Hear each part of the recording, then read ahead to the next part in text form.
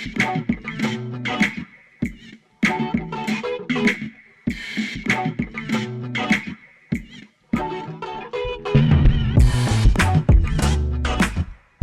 is Camp Countdown, a Toronto Maple Leafs podcast series. I'm your host, Kyle Cushman, and on today's show, we're diving into the preseason sensation, Nick Robertson, who looks like he's finally putting things together at the NHL level. Coming off of a 14-goal, 27-point season in the NHL last year, it was an up and down kind of summer for Nick Robertson, where at the beginning of the summer, people were really excited about Robertson coming into this new season, feeling like there was going to be a big opportunity for him in the lineup to kind of make good on the great goal scoring potential that he's consistently shown. And then came a trade request and an extended kind of period where he was the only restricted free agent left on the Maple Leafs roster. Ultimately, the trade request goes unfulfilled. He signs a one-year contract for a very cheap $875,000, and he's in Leafs training camp and looking fantastic. He has been the highlight of preseason for the Toronto Maple Leafs here. Of course, the goal streak, consistently looking like he can beat goaltenders on the power play as well, which is an important note because we haven't really seen him get much run on the power play, which is a little bit surprising given his skill set. And so we're here nearing the end of the preseason. As I'm recording this, we've got one preseason game left on Saturday. Nick Robertson kind of started the camp on the bubble of sorts, even though I wouldn't say that he was necessarily on the bubble because he wasn't going to be waived or anything like that, just given the age, the contract. But he was on the bubble in the sense of if he maybe didn't have a great training camp, maybe you just cut ties and you trade him for whatever draft pick and then you kind of deal with whatever comes down the road. But instead, Robertson has a fantastic camp. He's gotten some pretty good reviews from head coach Craig Berube, and he's shown up in those preseason games when he's been the kind of spotlight player on the roster, the guy getting the touches on the power play, being the guy that's getting some of the main 5-on-5 minutes, and he's producing in that role where a lot of the other guys getting the opportunity haven't. And so for Nick Robertson, it's been great to see this because for so long, the knock on him has been he hasn't been able to break through in the NHL and become that legitimate regular at the top of the lineup. And it all stems back to his draft plus one season. He was drafted he was drafted 53rd overall by the Maple Leafs late in the second round back in 2019 after scoring 27 goals, 55 points in 54 games in his draft year with Peterborough in the OHL. And much of the conversation around Nick Robertson comes back to what he did in his post-draft season with the Peterborough Petes, where in 46 games, he scored 55 goals and 86 points. For context, and I feel like we've kind of forgotten how special that draft plus one season was in terms of the goal scoring. 55 goals in 46 games, according to Quant Hockey, is the seventh best season all time in the Ontario Hockey League in terms of goals per game. And the only guys ahead of him played in either the 80s or early 90s. And the only ones to do it at 18 years old or younger, which was the age of Nick Robertson that season, Tony Tanti in 1981 and Eric Lindros in 1991. That's the level of insane season that Nick Robertson had that year in terms of his goal scoring. That's why everyone was so excited about him that season. He put up better goal numbers in his draft plus 1 year than somebody like an Alex DeBrincat did. And so the hype for him got so huge right after that draft plus one season. And especially because Nick Robertson is a mid-September birthday. I won't mention the actual date.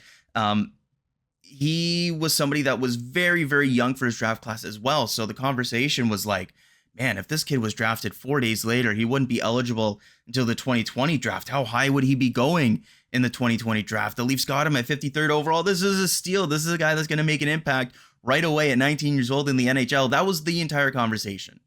Then COVID happens, and everything kind of gets thrown out of whack. He gets thrown into the Maple Leafs lineup way too early in playoff games because Andreas Johnsson is unavailable.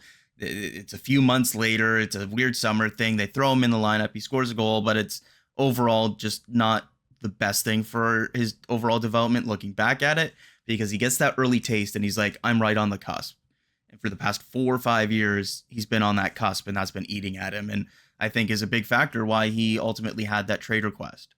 And so in 2020-21, where he should have either been in the NHL or back in the Ontario League, because the Ontario League canceled their season due to COVID, he was all of a sudden eligible to play in the American League. He only plays 27 games that year, partially due to injury, has 16 points in 21 games in the American League as a 19-year-old, a league that he wasn't supposed to be playing in that season. You go to the next year after that. Again, the hype building for Robertson to play NHL games. He's actually the age to play in the American League that season.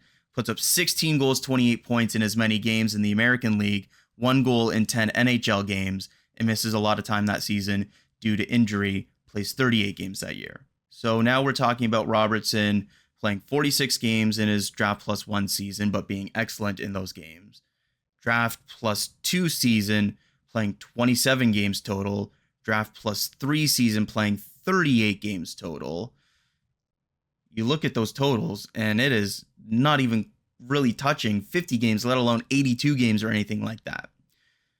So let's get to 2 years ago then. And this is kind of where it really starts to compound, where Robertson starts to find his groove on the NHL roster after playing 2 games with the Marlies early in the season. He gets back on the NHL roster, has 2 goals, 5 points in 15 games, but he's starting to build some momentum in that regard. And a game that, funny enough, I was actually at, goes into a corner, I think it was with Matt Roy against the LA Kings, and just loses the battle significantly. Gets thrown to the ice, boom, broken, I think it was collarbone, out for the season. And now we're talking about 17 games in a season. And so that just snowball effect of missing so much time led to last season, and where, yeah, he gets into the lineup and eventually becomes a regular, but he still didn't need waivers, so he gets sent down early in the season, plays 9 games in the American League, which I don't think many people remember Robertson playing in the AHL last year. He's never played a season in the Leafs organization since turning pro, where he's only spent time either with the Maple Leafs or the Marlies. And I think that comes to a head at the end of the playoff series, where for Game 7, after putting zeros across the board in the first 6 games, playing like under 12 minutes a night, 4th line minutes, he gets scratched in Game 7 in favor of guys like Noah Gregor, Connor Dewar, who are the more safer, responsible defensive players. And looking at how things played out, would you like a goal scorer in the bottom of the lineup? Yeah. Would you probably take him over Noah Gregor? Yeah. But that's the choice that was made at the time. It was the quote-unquote safer pick, with a bit of a weird lineup with Austin Matthews coming back in and a bunch of different stuff. We don't need to relitigate all of that. But I think that was kind of the breaking point for Nick Robertson, where you have all of this kind of negative momentum over years. You finally get a season under your belt where you're an efficient goal scorer at the bottom of a lineup. Even if you're not getting the minutes that you want, you're proving yourself. And then at the end of Game 7, the most important game of the season, you don't even get to hit the ice.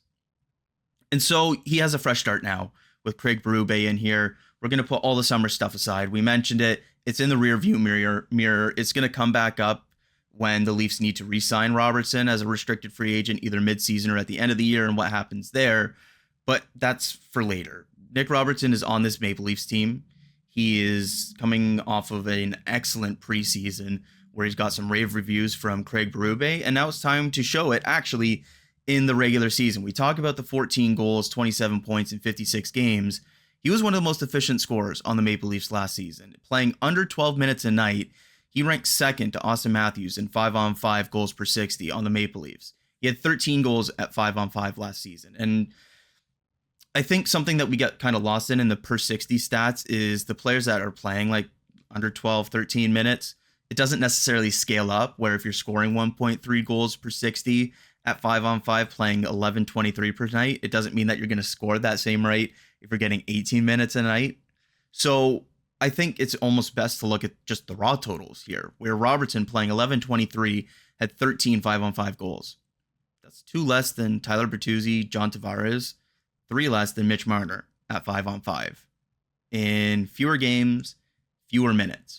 That kind of goes to show the talent that we're talking about here with Nick Robertson. He's a guy that can beat goalies clean with his shot. We've seen it all preseason. We need to see it more on the power play, where he gets more of those opportunities. And I think we're going to see this season him get more opportunity at 5-on-5 as well, based off of this training camp and him showing an ability to play a Craig Berube style, play a north-south kind of attack on the rush style, hound pucks, be good enough defensively to overall earn those minutes.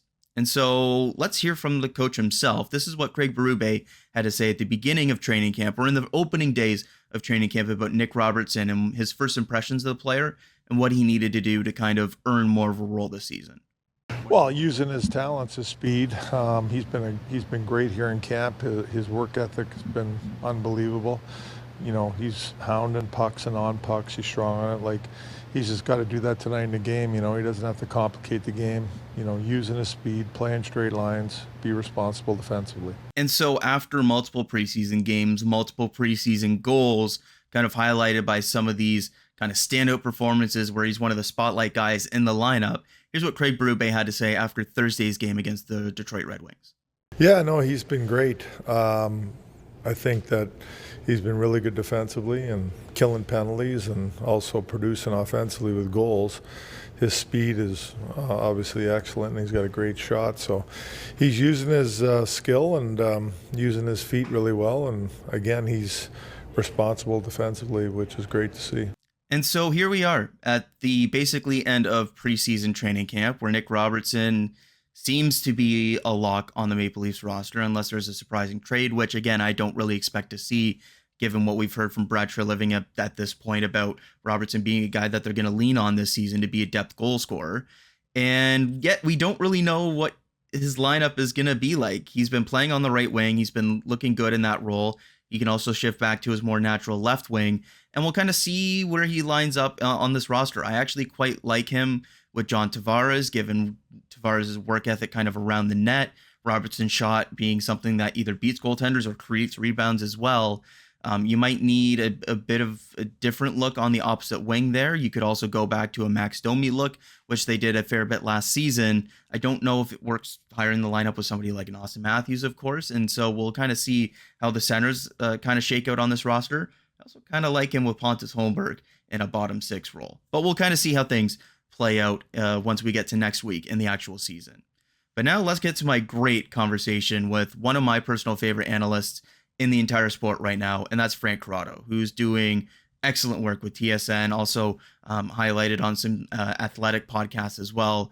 One of the biggest risers, I think, in the media space, especially in Toronto.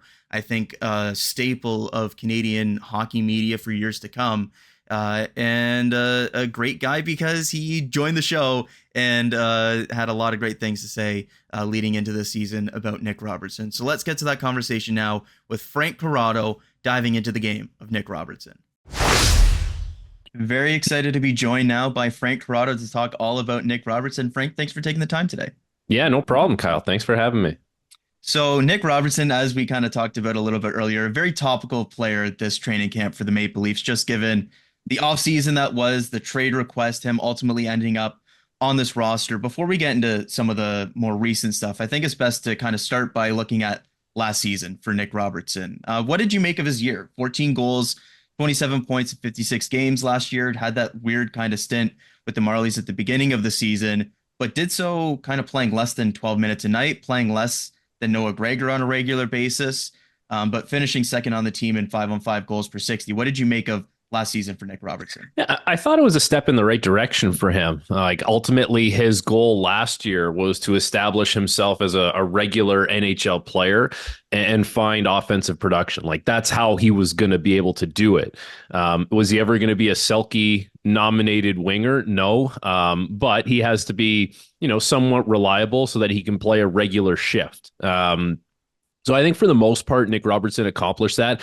I think he takes more flack than he should for his play away from the puck. Like, I think for a smallish guy, I saw him work to establish himself in some battles, win those battles, especially against some bigger guys. He did a much better job of keeping his feet moving. He wasn't doing that kind of stationary glide around the ice. Like, I thought there was definitely more of an engine to Nick Robertson's game last year, and he should be carrying that over this season. But I think it was definitely a step in the right direction for him. In his production would indicate that.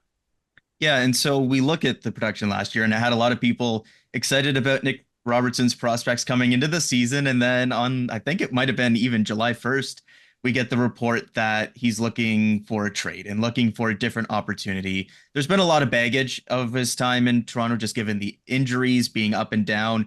He hasn't spent an entire year either with the Marlies or the Maple Leafs. It has been up and down his entire tenure in this organization. There's a lot of reasons that you could look at a player and potentially justify him wanting a different opportunity. What do you think were the biggest factors for Robertson kind of looking for that different opportunity, and what he gets now kind of going into this season, ultimately remaining with the Maple Leafs?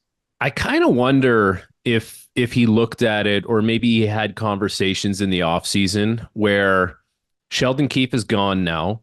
And if there was ever going to be a coach where he was going to have a lot of success under, wouldn't it be Sheldon Keefe, a guy who coaches, so. Skilled players? Doesn't really matter how big you are, but just show me how skilled you are and you can probably play. And now Craig Berube comes into this team, and the narrative of what the team is going to be and look like changes a little bit. All of a sudden, we're talking about heavy straight line hockey. Not that Nick Robertson can't play straight line hockey, because to be honest with you, in the preseason, he really has. He's done a great job of checking off all the boxes of what Craig Berube has kind of asked for him so far. But I think for Nick Robertson, I think it goes back probably a little further when you talk about being a player and being frustrated. He arrived onto the scene probably earlier than people would have expected, right? That bubble year, early. Fresh out of junior hockey, and it's like there's a lot of hype around the kid. Maybe that was a little too early. And when you get that as a player, you think, okay, like, I'm knocking on the door. I'm right there.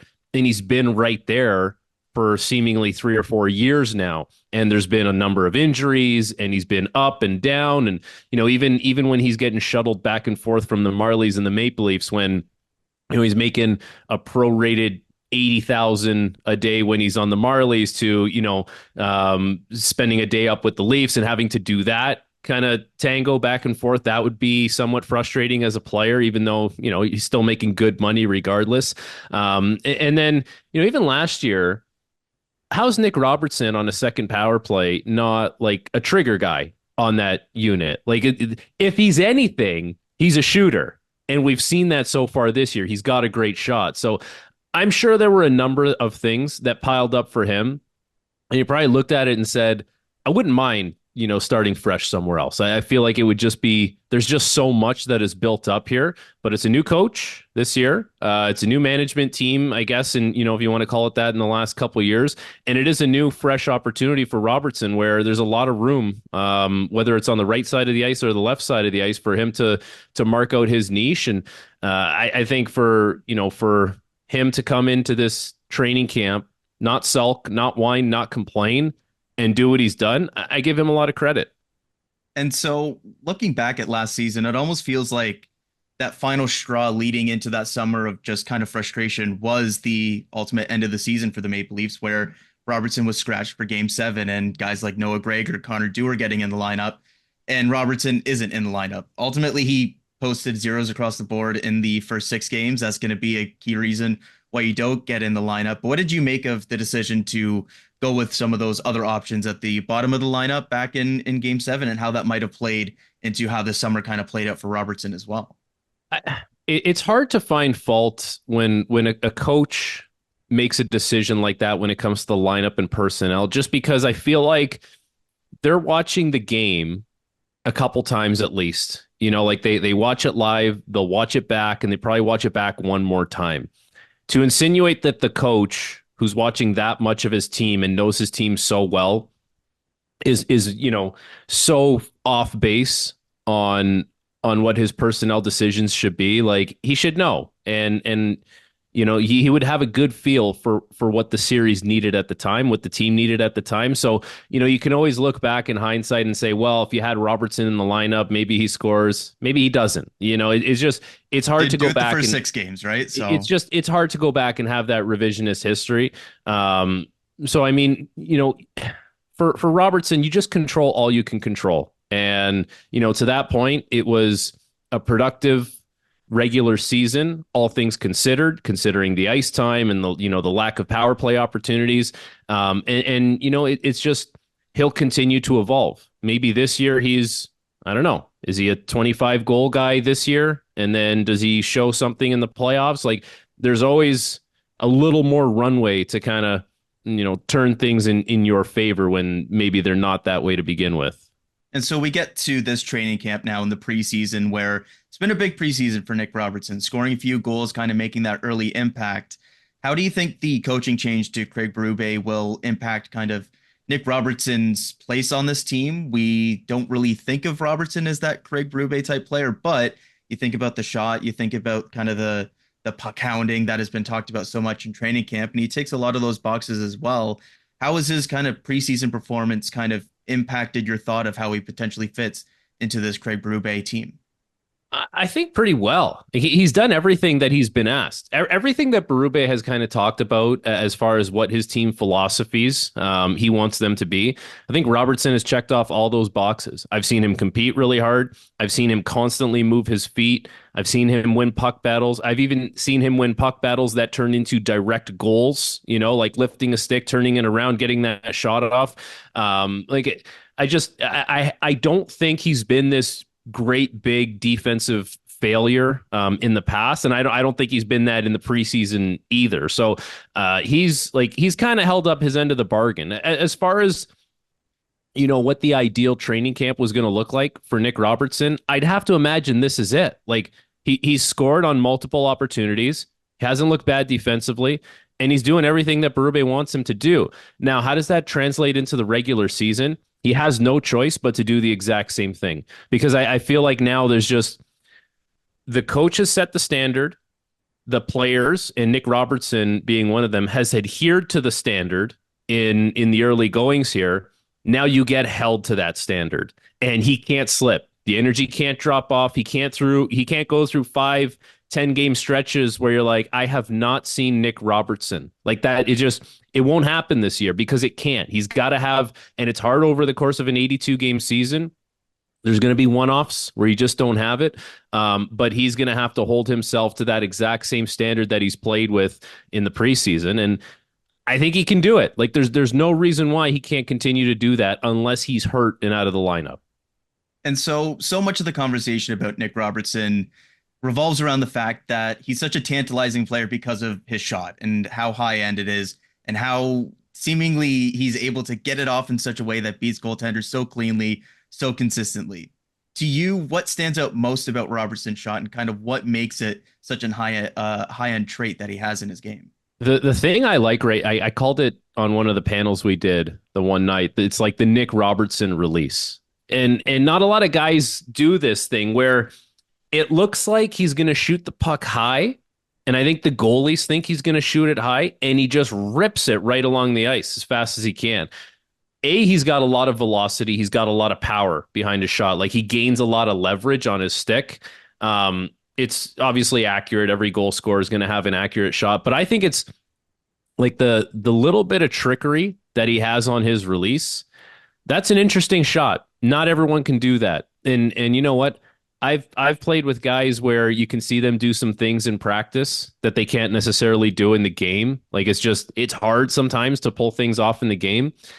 He's doing that in games. Like that's not something that guys are just seeing in practice saying, "Wow, Robbie's got a great shot. I would love to see him do that in a game." He's pulling it off and he's beating goalies clean. I think that's what I like the most about his shot.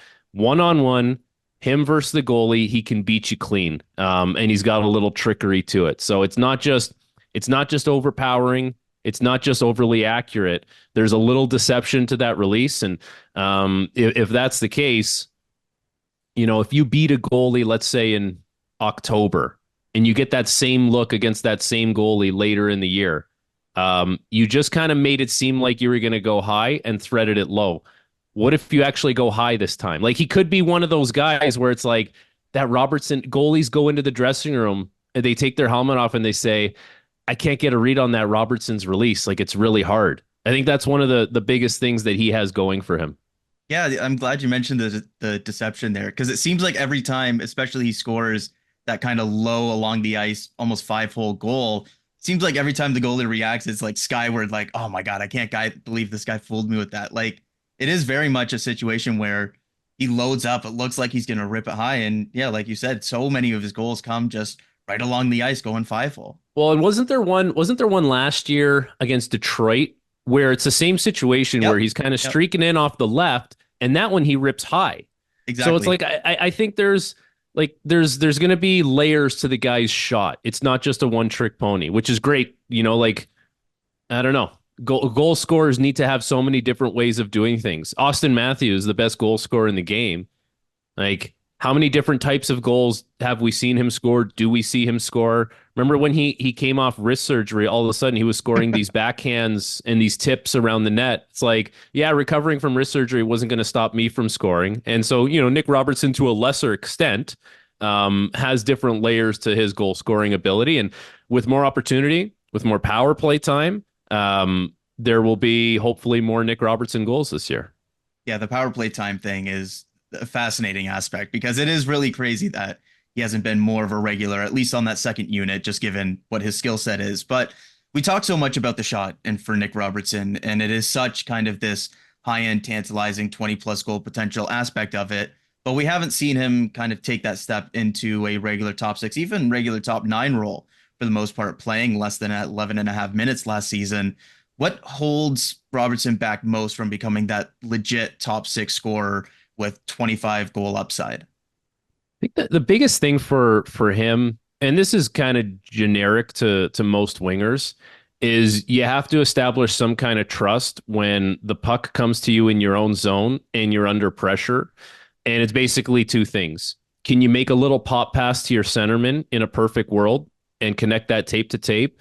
Or when a bigger defenseman is pinching down on you, can you find a way to sneak that puck past him, whether it's a deflection or a lifting of his stick or something that gets the puck out into the neutral zone? Like, responsible wall play in your own zone goes such a long way for wingers, I find. Because when the puck is down low in your own zone and you're a winger, it's very, very simple. You're down kind of near the hash marks or the face-off dot, and you're covering that ice. And if there's someone there, you're going to make a play on them. If it's going to go to the point, you're just going to flex out. You're going to get in a lane. Like, that's very basic. Anyone can do that kind of stuff. The thing that really separates the guys that, play more, I guess, are, can you be trusted to get those 50-50 pucks out in your own zone? Because in the offensive zone, you're going to have a little more leeway to be creative, especially once it's in there and you haven't turned it over at the blue line. So I think for Robertson, it's a mix of making sure pucks are out in your own zone, not turning it over at the blue line. And I think what I've seen this year from him kind of getting in on the forecheck and hounding pucks a little bit more, adding that element is probably going to lead to him and his line having the puck more in the offensive zone. Looking at kind of the roster construction now, we've seen Nick Robertson play in a couple different places so far through training camp, mainly on the right side, actually, which I don't think a lot of people expected, just looking at the left side depth coming into the training camp preseason. What center kind of intrigues you most with Nick Robertson, given his skill set as kind of the shooter? We've seen him do well with John Tavares at times. We haven't really seen him get a ton of run with the likes of Austin Matthews or anything like that. But his most common line mate last season was Max Domi, who might be shifting back to center here. With some of that stuff is unclear, but who's kind of the center that intrigues you most with Nick Robertson's skill set here? It's an interesting question because I don't even think we know who the centermen are going to be yet to start the That season. is the tough part. Yeah. Like we just know Austin Matthews, we know David Kampf, and we don't know what's happening in between. I don't have a problem with him playing with Max Domi. The thing is, you probably have to have Calle Yarncroke on that line because you need someone who's defensively responsible. And I think part of him playing on the right side right now is that Yarncroke hasn't been available throughout training camp, so you're naturally just filling that spot. And the thing about playing with Tavares, if he does end up playing with him, John, very good below the goal line, below the dots in the offensive zone. Not the most fleet of foot anymore, like not going to create a ton of speed. And part of Nick Robertson's game is going to have to be, a quick transition, try and beat someone off the rush. And I'm not sure playing with Tavares, he's going to get the most opportunity to do that. He probably gets more of a chance to do that playing with Max Domi, who's going to play with a little more pace, who's, maybe looking to be, I'm not going to say more of a playmaker, but maybe more of a distributor than Tavares might be looking to. So I wouldn't have a problem with Robertson finding a home with Max Domi as the centerman, if they were to be, playing together, but there's going to have to be someone there who probably thinks a little more defense first, because I think both those guys, although they're going to try, they're just not wired that way. Like they're going to make every effort they possibly can to make sure they're responsible defensively. Certain things are going to slip through the cracks, so there's got to be someone who probably thinks a little more defensive minded first playing with those two. And so a lot of questions still left to be answered about Nick Robertson this season, who he's playing with left, right, who the centers are. Like there's a lot still that is unclear, but generally speaking, going into the season, what are your expectations for Nick Robertson?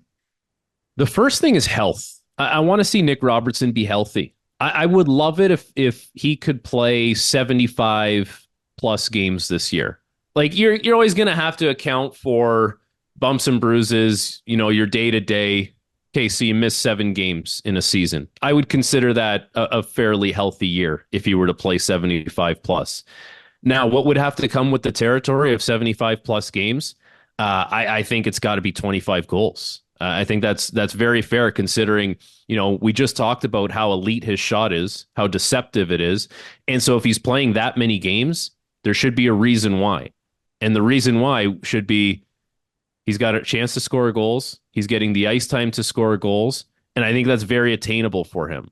So health first and foremost, and hopefully a little more power play time, hopefully a little more ice time in general. But that's where I would start. I wouldn't get too hung up on how many assists ultimately, but because goal scoring is going to be his bread and butter. But if he kind of continues to hold up his end of the bargain like he has so far in the preseason, and health is his friend, I don't see why we're not talking about 75 games played and probably around 25 goals. And how good of value would that be on a guy making, $875,000 this year? Yeah, that's exactly it, right? Like you look at the cap hit and across the team, depending on what happens with Joseph Woll, he's probably the best value contract this season, just having a cap hit that is literally under league minimum. But among the skaters, it's tough to look at that roster, the cap hits there, and think that it won't be Nick Robertson. The best value contract in the NHL last year was Jonathan Drouin. Like he was making somewhere around $800,000. He ended up having 56 points in 79 games. 19 goals. And so there's a very realistic chance that Nick Robertson could be the most valued contract in the NHL this year.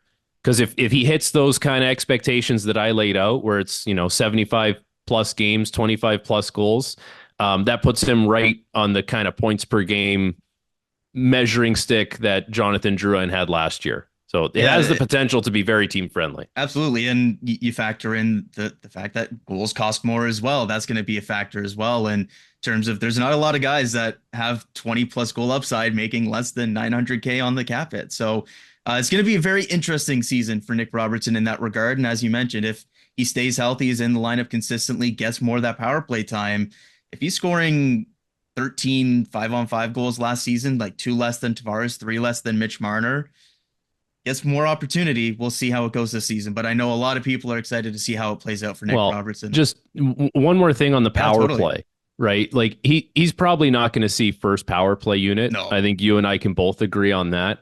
But for a guy like him being on that second unit, what do you get sometimes? You might get 30 seconds.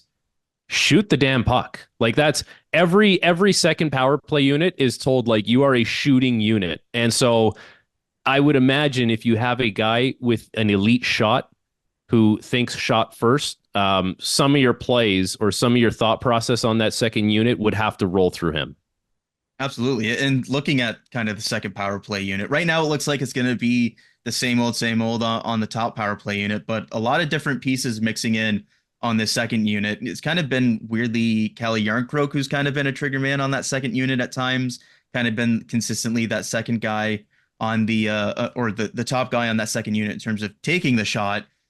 Obviously, the injury throughout training camp leaves that a bit of a question, but the way that Robertson's playing and kind of the different mix that we're going to get on the second power play unit with Ekman Larsson mixing in there, Matt Nyes being a guy at the net front now instead of Tyler Bertuzzi, Nick Robertson probably taking on a bigger role. It's going to be a very different look second power play unit. And like you said, it's got to be that philosophy of just shoot the damn puck. And Nick Robertson so far through preseason training camp has been doing exactly that. Yeah, exactly. And you know what? It's not like you don't have someone who can pass you the puck, because you'll have Max Domi on that unit as Yep. well. And he's pretty crafty with some of the plays he can make. And I'm sure he's going out there thinking, okay, if we got 30 seconds here and the puck is coming through me, let me find a way that I can get it to the guy with a really good shot. So I think there's going to be, if that happens, and that's the personnel on the second power play this year. We didn't even mention Max Pacioretty, who also could be on that unit as well. Like there's a lot of options for the Leafs, but I know there's one guy that has a shot and a release on that shot that not everyone has, and that's Nick Robertson.